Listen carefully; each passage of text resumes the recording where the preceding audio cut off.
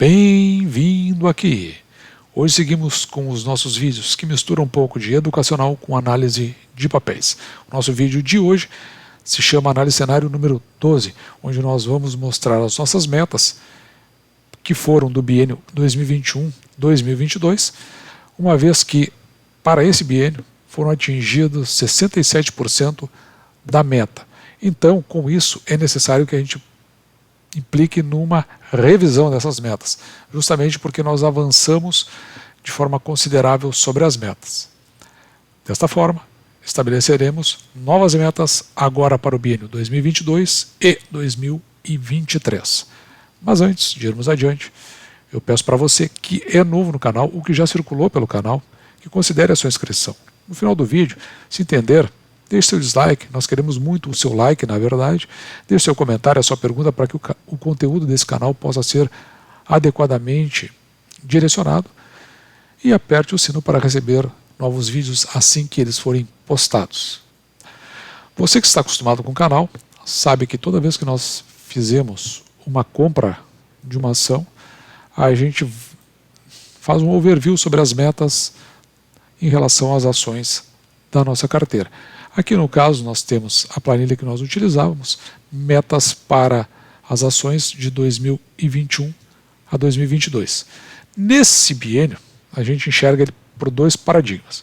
O primeiro é sob o ponto de vista da meta em ações do biênio, que está aqui nessa coluna. E aqui embaixo, neste quadrinho, você pode enxergar as nossas metas avançando em valores. Os valores eles são expressos nesta coluna para 2022 e nesta coluna para 2021. Observe que, se nós considerarmos em termos de valor a receber, nós tínhamos no total 12.415 e nós fizemos no exercício de 2021 15.828.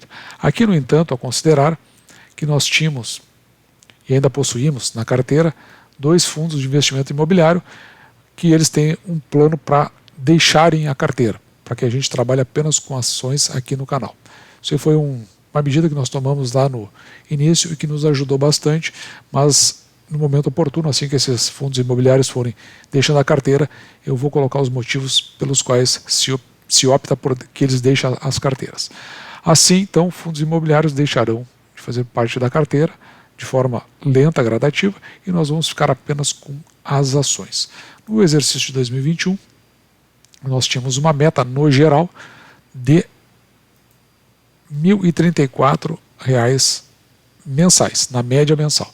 E nós chegamos a 1.319 mensais. Significa que esse valor que nós temos como expectativa é o que nós utilizaremos para a recompra de ações, sem que nós precisamos tirar das nossas remunerações regulares, como, por exemplo, os nossos salários.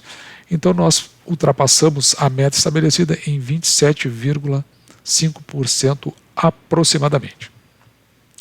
Um fenômeno que aconteceu aqui e que, como eu já havia mencionado em vídeos anteriores, é que eventualmente acontecem efeitos como este aqui do Banco do Estado do Rio Grande do Sul. Observe aqui que a meta era de 2.000 ações para 2022 e já encerramos o exercício de 2021 com 4.060 ações, passando em 103% da meta estabelecida. Outro fato interessante que aconteceu foi com relação ao Banco do Brasil. Nós tínhamos uma meta de 1.000 ações. No entanto, chegamos a 1.905 ações, passando em 90,5% da meta. Também um fenômeno bastante interessante ocorreu aqui com BB Seguridade, que nós tínhamos uma meta de 4.000 ações e já no primeiro ano atingimos essa meta. Quando isso acontece, porque aqui implica que certamente em novas oportunidades, assim que a ação de BB Seguridade se oferecer, nós vamos voltar a comprar ações de BB Seguridade. Então, ficar com essa meta estagnada não é interessante para os propósitos da carteira. O provável que vai acontecer é como esse efeito aqui que houve para a AES Brasil, que está nessa linha. Observe que a meta da AES Brasil era de 4.000 ações. E hoje nós estamos com 4.021, sendo que nós estamos com 0,5 acima da meta. Só que essa ação ela teve um follow-on que diluiu seus acionistas. Significa que para ficar na mesma posição nós vamos ter que adquirir mais ações, só para ficar igual ao que nós estávamos no início. Ou seja, já tínhamos superado a meta e aí agora vamos ter que correr atrás para bater a nova meta. Então essa meta precisa ser alinhada para cima. Assim como outras metas vão precisar de alguma forma ser reajustado para que o total das metas elas guardem uma compatibilidade e que a gente não fique com superações exacerbadas e que podem dar distorções no nosso entendimento da carteira. Então, fizemos agora uma nova planilha de metas para o biênio 2022 e 2023. Deixamos de olhar para trás e agora vamos olhar para frente. E observe que aqui estão colocadas apenas as 8 ações que fazem parte da nossa carteira. Não quer dizer que uma outra venha a fazer parte. Pode acontecer. Mas em princípio nós estamos focando nessas poucas carteiras, porque o que acontece?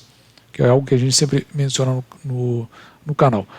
Quando a pessoa, ela num curto espaço de tempo, ela tem muitas ações, é um grande indicativo de que a pessoa é iniciante, que ela acabou fazendo uma pulverização. Porque, como você já viu em vídeos anteriores aqui no canal, a diversificação ela ocorre na medida que uma ação deixou de significar uma oportunidade. Então, ela deixou de se oferecer enquanto preço e você viu que tem uma outra com um propósito mais ajustado, uma melhor oportunidade, uma melhor condição. Então, você deixa de comprar aquela ação que você vinha regularmente e você faz então essa transição para uma diversificação. Na média, se faz aí uma ação a cada ano, uma ação a cada 2 anos, um papel, né? A cada ano, a cada 2 anos.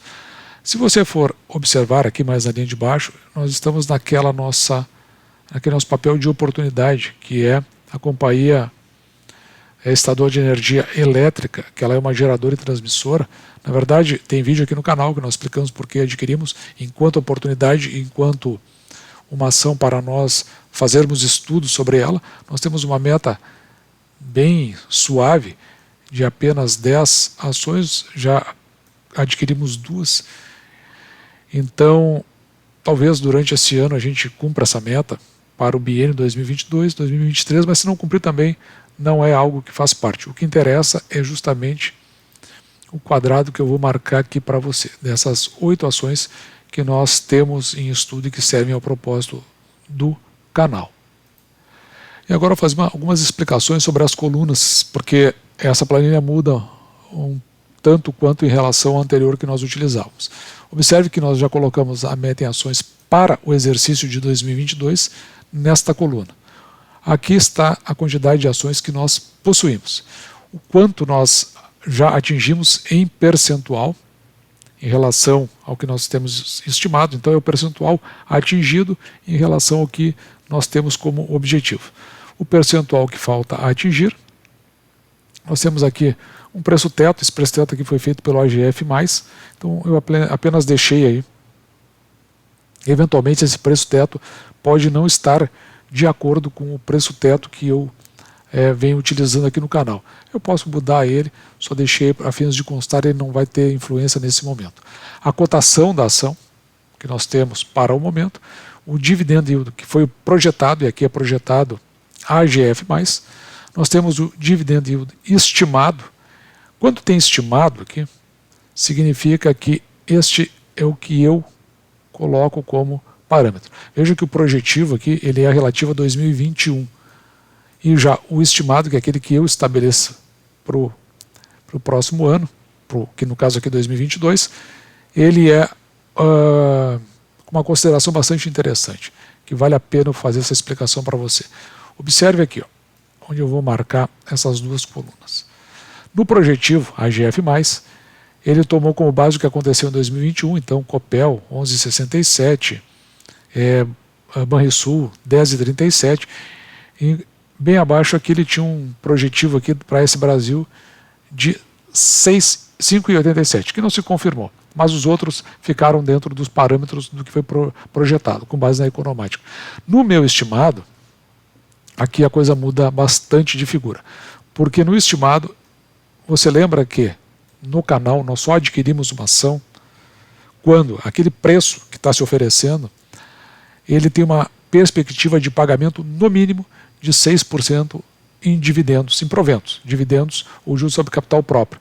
Então, se os nossos cálculos estiverem certos, nós vamos receber no mínimo 6%, com exceção de AS Brasil, que teve uma questão que nós já abordamos aqui no canal, tanto a diluição como um lucro líquido, na verdade um prejuízo no terceiro trimestre, talvez recupere agora no quarto, a gente precisa analisar esse papel, então eu deixei 3% ali, já que nós compramos ações e nós não desfazemos dessas ações. Ainda que a companhia tenha eventualmente dado uma balançada, acho que não é o caso da AS Brasil, ela realmente está num processo de um projeto muito interessante, né? Então estou muito de olho nela, o preço é que não se ofereceu ainda dentro do que eu imaginava, ou do que eu imagino pelo menos. Mas todos os demais, se nós estivermos certo, nos cálculos que fizemos, no mínimo essas ações vão pagar 6% em provento em relação a quê? A sua cotação e o número de ações que nós possuímos. Então, quando tiver estimado aqui, é o que eu imagino. Então, por exemplo, observe aqui, ó, estimado, dividendo, esse DPA aqui é dividendo por ação. Então, nesse estimado aqui, ó, por quê? Porque fui eu que estimei isso. E quando aqui no projetivo, dividendo por ação, eu tirei do AGF. A AGF fez essa projetação e eu estou fazendo uma muito conservadora em função desses 6%. Então eu reduzo mais, dizendo assim, ó, acho que acertei quando imaginei que essas empresas poderiam pagar no mínimo 6% de proventos. Você também pode verificar que aqui nós temos uma coluna de objetivo. E aqui é o objetivo em percentuais da ação em relação ao todo. Então, por exemplo, Copel é 1% do total de ações que nós temos interesse. Banco do Estado do Rio Grande do Sul é 16,4%. Taesa 4 é 20,5%. Note que a Taesa é onde a gente tem o maior objetivo, em torno de 40,5%. Não é à toa que nós temos esse objetivo, porque é uma empresa que é forte pagadora de proventos. E aqui, por exemplo, BB Seguridade, veja aqui 16,6% do total de ações. Se você olhar aqui para baixo, nós temos o total de ações que deveremos ter ao final de 2022. Sendo que atualmente nós temos, aqui nós temos um objetivo de 30.315 ações. E nós temos, por enquanto, 20.352, o que representa 67%. Então, por isso que lá no início do vídeo você viu, atingimos 67% da meta. Faltando, então, para nós, 32%, 33% aproximadamente, para que a gente possa atingir essa meta ao longo do exercício de 2022. Bem aqui à direita, eu coloquei dois quadros, para deixar bem claro o que pode acontecer em termos de objetivo. Veja que aqui, neste quadro, nós temos uma primeira visão que é em relação ao estimado. Lembrando que quando eu falo em estimado, é aquilo que eu coloquei como visão do que pode acontecer em função justamente da ideia de que talvez a gente tenha acertado, comprado ações que nos pagam no mínimo 6% de proventos. No quadro mais à direita aqui é em relação ao projetado.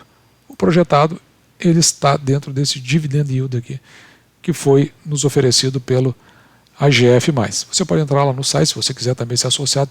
Se não me engano, tem uma semana grátis que você pode utilizar para ver como essas coisas todas funcionam. Mas eu trouxe informações de lá e coloquei aqui. Então, por enquanto, deixa eu falar do que eu estimei, porque eu acho bem mais interessante. Como eu estimei em torno de 6%, se você for observar nesta primeira coluna, o que está acontecendo aqui é o seguinte. Observe aqui, ó, Copel.